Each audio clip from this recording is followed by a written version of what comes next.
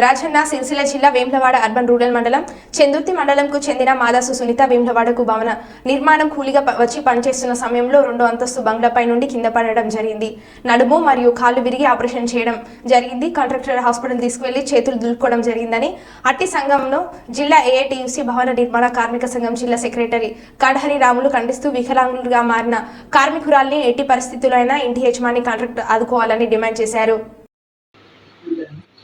సునీత ఆమె ఒక వేములవాడకు భవన నిర్మాణ కూలీగా వచ్చి పనిచేస్తున్న సమయంలో బంగ్లా పైన నుంచి 2 అంతస్తుల బంగ్లా పైన నుంచి మల్లారం రోడ్డుకు వేములవాడలో కింద పడడం జరిగింది.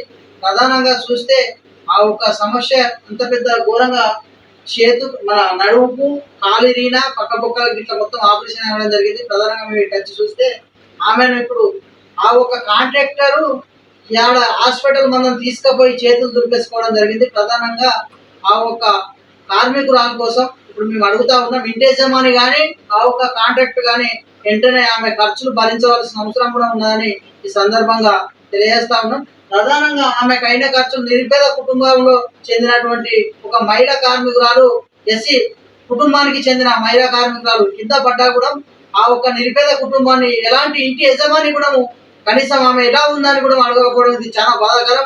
వెంటనే మేము ఏఐటిసి భవన నిర్మాణ కార్మిక సంఘం జిల్లా సెక్రటరీగా కోరేది ఒకటే, ఈ ప్రభుత్వంలో ఇవాళ ఇంటి యజమాని కానీ మన కాంట్రాక్ట్ పట్టుకున్న కాంట్రాక్ట్ కానీ వెంటనే ఆమె ఖర్చులు మొత్తం భరించాలి.